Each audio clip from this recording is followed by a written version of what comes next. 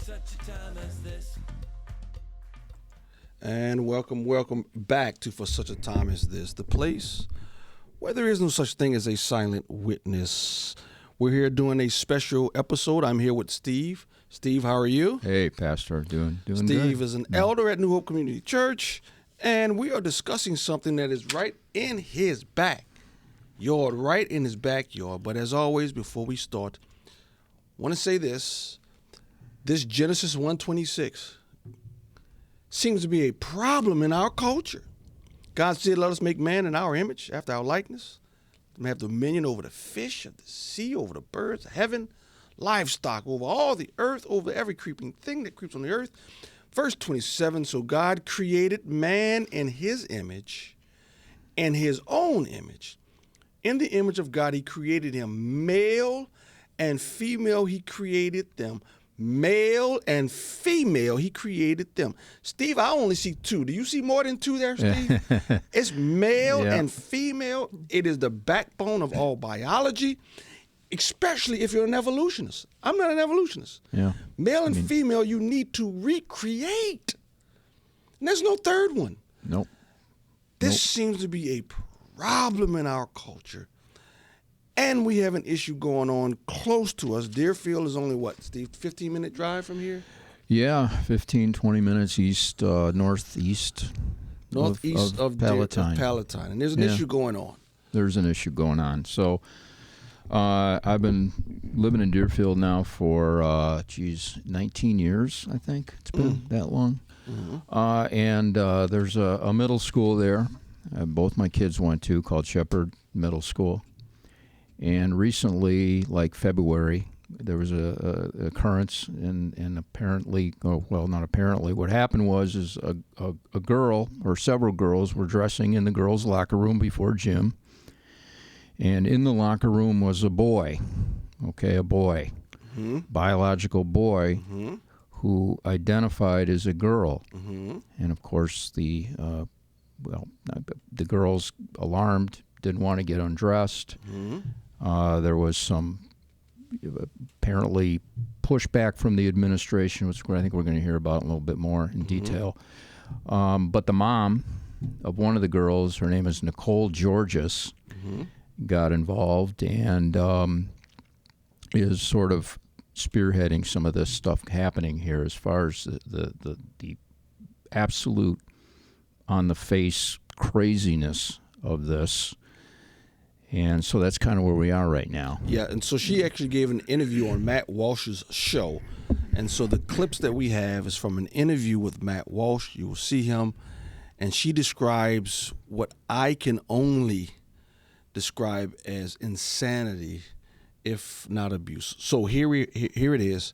Here's the first clip from the interview that Nicole Georges did with Matt Walsh describing the issue going on in Deerfield, Illinois. Here we go. So we reached out to the administration with a phone call as well as an email, and said that the Trump administration had put an executive order into place.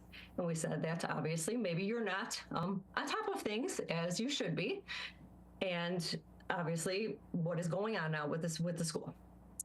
They said, let's have a follow-up with the phone conversation, which we had the phone conversation with the principal. The principal said, we are not following the executive order. We are following the state law. And I said, well, if that's how it's going to be, I'm filing a civil rights complaint today. This was on February 7th. A couple weeks had gone by.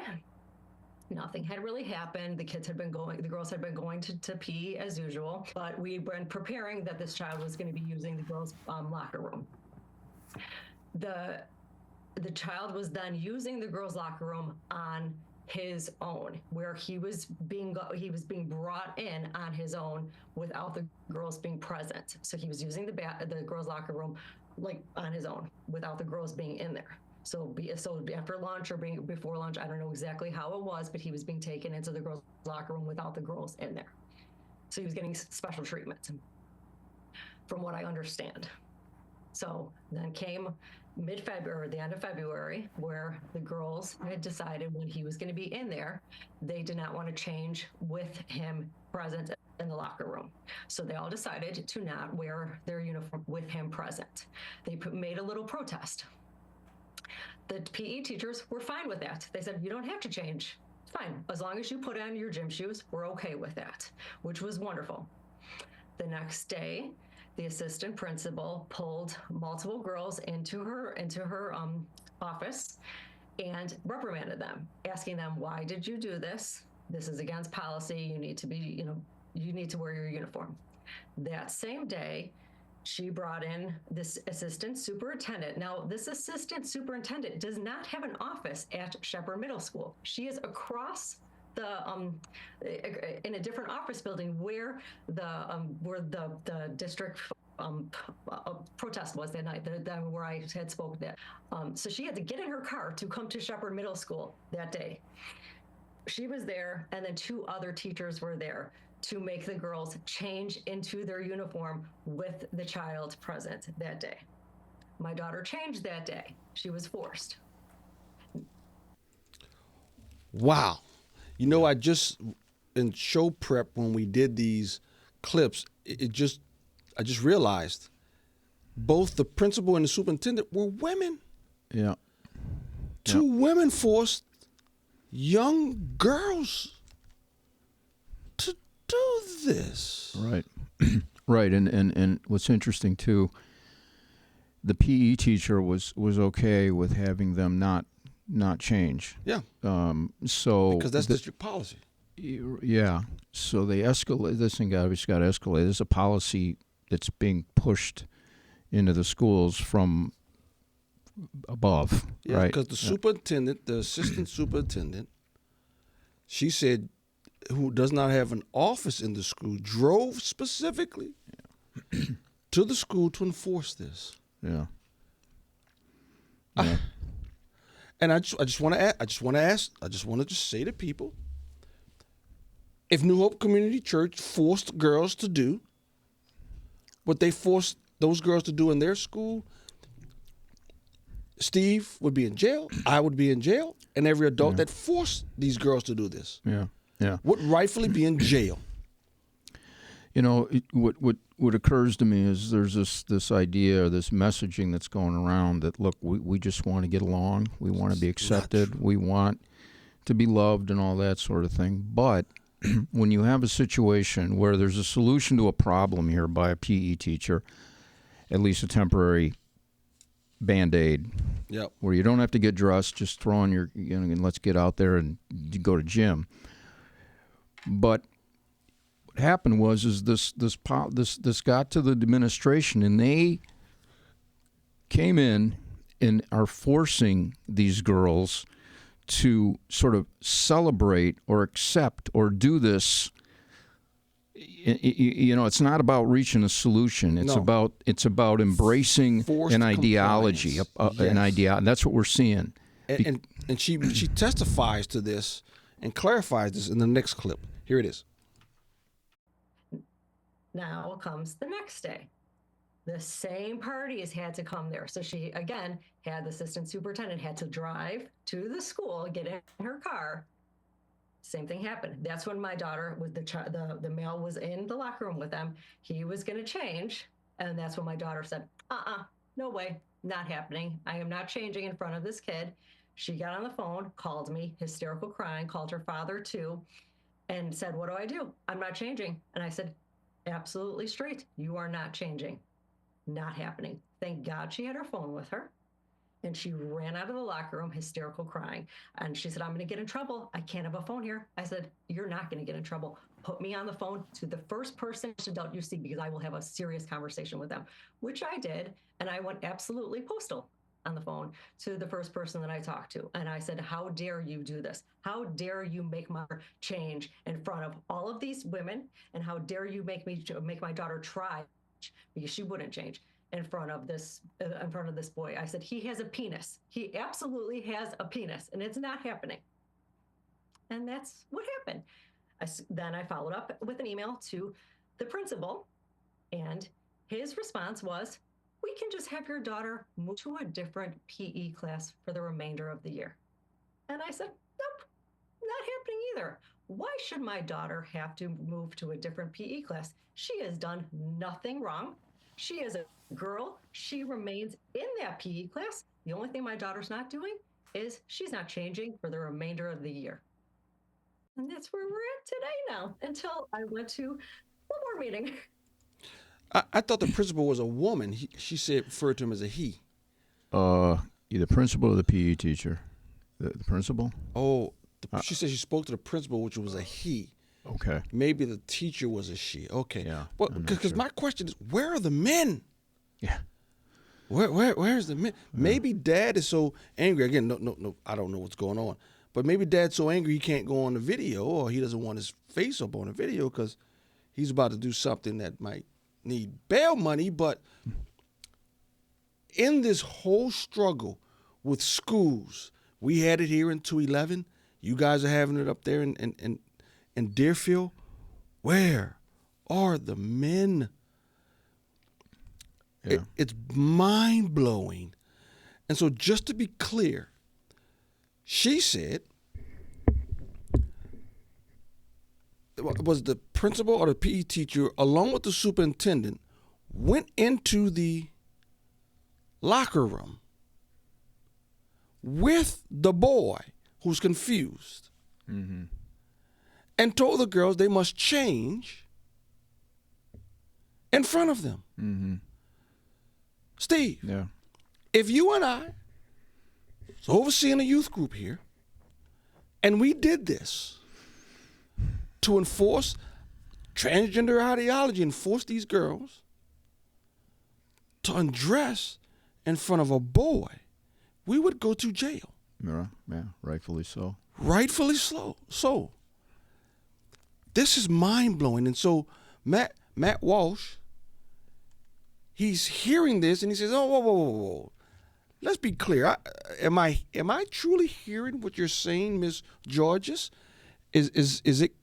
He just wants to be clear on what he just heard. So just to be very clear, it was a group of adults actually physically in the locker room, and the boy was there, and they were saying to the daughter and the other girls, you have to get changed right now, and while they were watching. Is that it? Yes, and then on the District 109 policy, it says that no child is required to change. Well, if no child is required to change, why were more adults there? And why was an administrator driven every single day if no child's required to change? District 109. So this is what takes us through the initial incident, and you end up in this. It was a school board meeting, correct? Yes. Where I would say 85% of the people do not live in Deerfield, do not reside in Deerfield, do not have children that even go to Shepard Middle School or any of the schools in Deerfield. They were activists that were told that there would be Moms for Liberty people there. I was the only person from for Liberty, the only one person. Yeah. So single person in the video. They were planned activists. Right. So these activists that came in from out of town. The video is pretty incredible and pretty startling because you obviously are so clearly in the right about this situation, and yet in the video anyway, it appeared that you were totally outnumbered by a bunch of frankly lunatics. Is that what it was in the room? Were you the only sane person in the room, or were there other people on your side that were there? No, there was two other moms and one dad and my husband that was standing in the because he had no seats because there was nobody else, and there was police officers there too. I had to be escorted out because they were all following me to my car. She had to be escorted to her car. Steve, what are you people doing in Deerfield, Steve? I mean, what? Yeah. I mean, I like I said, I've lived here for almost two decades.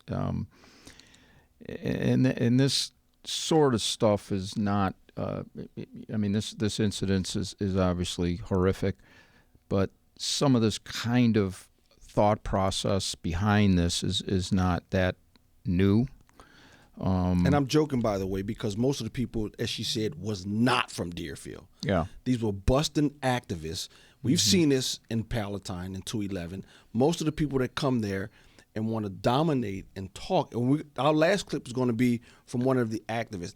They don't even live there, but they're activists. But you're saying Deerfield has been liberal like this for quite some time. It's pretty liberal. I think the majority. I've got a statistic here, and I was that 60. So they took a poll because this thing has gotten to the point. It's gone national and all that. Yes, it has. So they are trying to poll, and one poll came out recently, and it says 67% of Deerfield residents oppose biological boys and girls locker rooms. So 2 out of 3. Oh, that's a big majority. That's a big majority. I think if you go national, that number goes higher actually. Yeah. Yeah. But so I think the majority of people are against this, whether or not they speak out publicly or not. So they're afraid to speak out. I mean, that would be my thinking. I think it's not just Deerfield, but I think across the country. Oh, I know they're afraid in Palatine. There's a very loud and aggressive minority that is very forceful, and I think people tend to cower a little bit to that. And they intimidate. That's going to be our last video. Mm-hmm. This woman goes. She thinks she's a man. She's a woman who goes to the school board and sits there in front of the school board and is trying to intimidate Miss Georges. And before we play the clip, I want to just say one thing. Matt Walsh says that you're, Miss Nicole Georges, you're clearly in the right. He says that, right? Mm-hmm. Right. Matt, I think she's right. Steve thinks she's right. The problem is there's an entire political party, the Democrats' leadership at least, they don't think she's clearly right. They're doubling down on this stuff. You're talking about governor of Maine, governor of Illinois. You're talking about the governor of California who's just giving lip service, but his policies are still pro-trans. I mean, I don't know if you can say she's clearly right. I mean, listen, from a godly perspective, she's clearly right. From a sanity perspective, she's clearly right. Yeah, I think you got 2 things here. One, you got the moral and scientific plumb line of truth. There's 2 sexes. All right, boy and girl. Boy can't become girl, female, and vice versa. And like we said at the beginning with the Bible scripture, so that's one truth here that's being pushed back on. And then the other truth is it right to have a boy in a girl's locker room? That just on its own face is not right. Well, here's what I would say ventures into the insanity realm. Their response would be, Steve, we didn't have a boy in the locker room. Because some girls have penises. That's a girl. That was a girl in the locker room, Steve. To which I say, insane. Mm-hmm. You're insane. Yeah, I mean it's, and again, I think with these young children, it does no one any good when we promote or validate lies. Correct. That which is clearly lies. These kids, they need help. They need love. They need, but to because out of some sort of misplaced empathy to facilitate this kind of thing, it only hurts them. Yeah, and that's And these are kids. I mean, we're talking about in the locker room, right? We got the young girls and we got a young boy here too. The villain in here is not the 13-year-old boy who's confused. No. The villain are the adults. Absolutely. Who are pushing this. And we're at a point in our culture to where it's not, they're not fighting for acceptance anymore. It's not the battle. They're fighting for compliance. Mm-hmm. You not only do we have to allow it, we have to embrace it. And it's done in such a way to where it's bullying. It is absolutely bullying. Those adults were bullying those young girls in the locker room. They were bullying them. They were bullying the young man who thought he was a girl. They were bullying. They were bullying. And we're going to play a clip. So in the description here, we're going to leave some of the clips where you can see the entire school board. But we're going to play one clip from the school board to where you have a bully that doesn't live in Deerfield. I'm pretty sure she doesn't live in Deerfield, who is going to sit up and try to berate Miss Georges and her small group. And if you look at it, when the correction comes, they correct Mrs. George, Miss Georges. And I want, because I've seen it twice, watch the blatant lie. She addresses Miss Georges and says, you know, your child can go to a locker room. And then she turns a second time and addresses, and when someone says, stop addressing us, no, I'm turning to the whole audience. No, you're not. You're lying. You're turning to address, and you're trying to bully Miss George. Look at this last clip in which the transgender, the woman, confused woman, is trying to bully. This is not compliance, people. I'm sorry, this is not acceptance. They're not fighting for acceptance. They're fighting for compliance. You must comply. You must bend the knee to their ideology. So here's a clip that was played. Here's a clip in which the trans confused person follows Miss Georges, and towards the end of her speech begins to bully. Here it is. Order 2019-11, which my kid was standing next to Pritzker when he signed. Yes, an executive order from the governor. And in that order, it's called Strengthening Our Commitment to Affirming and Inclusive Schools, which protects trans, non-binary, and gender non-conforming students from the type of bullying that this parent represents. Also, under the Illinois Human Rights Act, Section 3B-1, the use of restrooms, locker rooms, and changing rooms may not be restricted based on a student's physical anatomy or chromosomal sex. A student must be permitted to access restrooms or bathrooms, locker rooms, and changing rooms that align with their gender-related identity and without having to provide documentation or other proof of gender. Under this act, and it is stated, the discomfort or privacy concerns of other students, teachers, or parents are not valid reasons to deny or limit the full and equal use of those facilities based on a student's gender-related identity. Instead, any student, teacher, or other individual seeking more privacy should be accommodated by providing that individual with a more private option upon their request. Sounds like that would be a great option in this case for your kids. Relax, okay? Talk to everyone else. Don't point us out. Do not look Excuse me. So the excuse whole me. audience is that direction. Excuse me. This is it's his time to talk, right? So Thank you. So if needed, we'd be happy to dig in, to contact our coalition, to make sure that the board is supported in doing the right thing for the right reasons and following Illinois state law. If you need my assistance, please do reach out. It's transupfrontil.com. Thank you. Thank you. She just stood there and threatened the entire school board. I will contact my people to make sure that this goes the right way.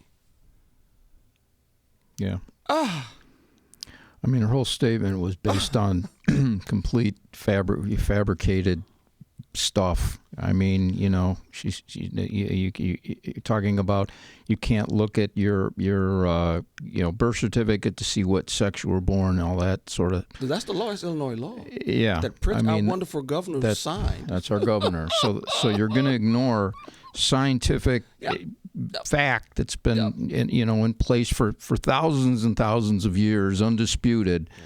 And we're going to set that sort of stuff aside, and we're going to decide that based on what's in our mind, that's what's going to drive this. So. And I could just imagine on Judgment Day, Sodom and Gomorrah is going to say, "Boy, we wasn't that bad." But here's the thing. One young lady, and I call the person that was speaking at that podium a lady. You can cite all the Illinois law you want. The executive order, which is federal law, trumps, pun intended, trumps Illinois law. It does. But that was bullying, Steve. That was just flat out bullying. And again, my question is two things. One, where are the fathers?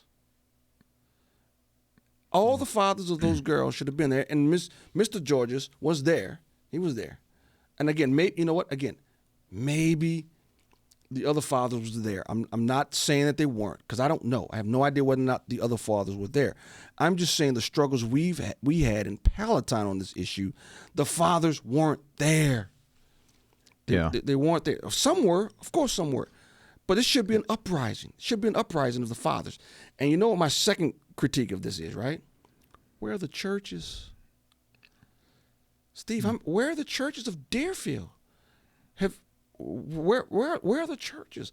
There was one church in Palatine that stood up with this transgender nonsense. That church is called New Hope Community Church in Palatine, who was willing to speak the truth in the culture that God created the male and female. Where are the church? This is an indictment of the church, Steve. Yeah. Where are the churches? Now, today, as we're recording, and we're going to put this up today, it is April the 8th, 2025. 2 days from now, April 10th, there is a school board meeting, another school board meeting. Am I correct, Steve? Yeah, and again, as far as these dads are going, and I don't know, the details. Obviously, I don't either. I had heard about this like 3 weeks ago, I think, through the grapevine. So, unless, and again, just thinking, unless your child was specifically part of this whole situation, maybe you don't hear about it. I didn't hear. My kids are out of Deerfield School, so I didn't hear. But I heard it through the grapevine. Sure. And so, but yeah, there's a meeting on Thursday, and that Board of Education meeting. They have one every month, and people are free to go there and express themselves. So yeah, I plan on going there. A light in darkness. And I think some other men from the church are going to go with you. Some other people are going to go with you. And, hopefully there'll be other churches, maybe near Deerfield who heard about this, other people. Yeah. And, it's... And we certainly can't criticize someone if they're ignorant of it. I was ignorant for many years what was going on in the Palatine schools. I did not know. Didn't know what was going on. But once you do know, to stick your head in the sand like you're an ostrich, that's where the culpability comes in. And I sure hope that dads in the Deerfield area, once they hear about this, say something. Oh, my.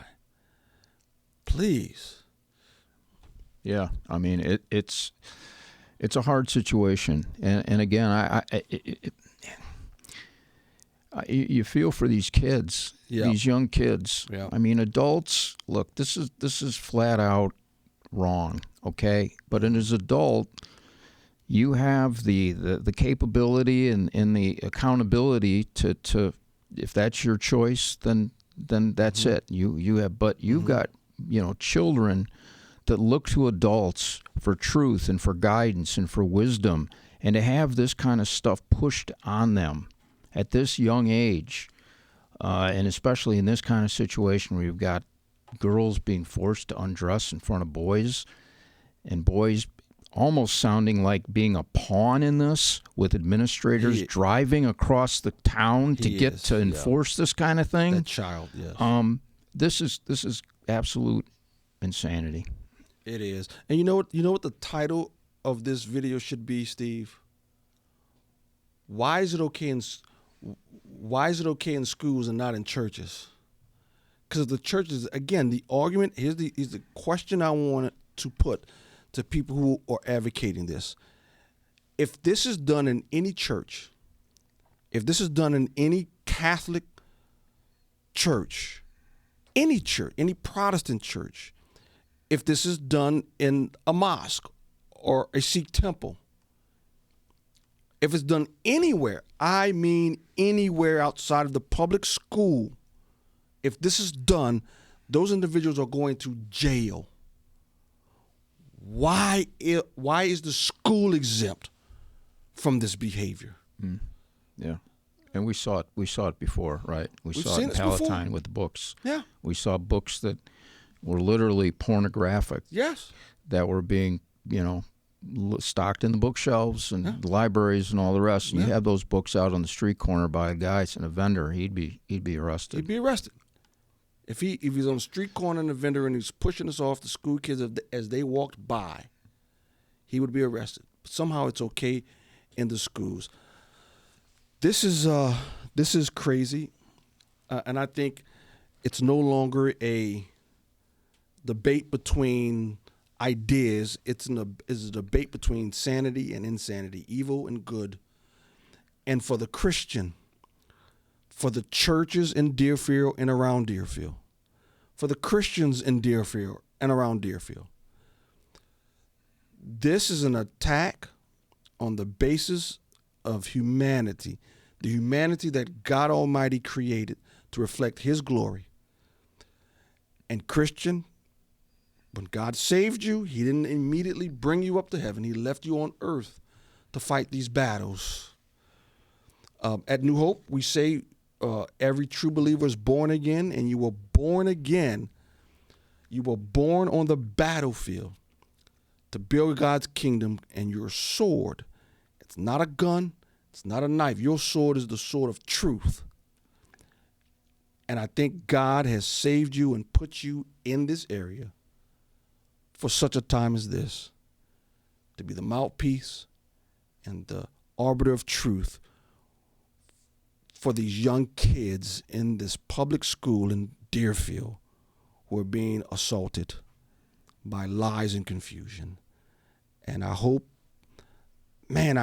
April 10th brings about some good, and some people go there and become light in darkness. Last word, Steve. No, well, like I said, I pray for these kids. I pray for even this whole situation. It needs the truth of God's light over it, and we'll be there the Thursday night. And we'll pray for a godly outcome. Thank you all. Until next time.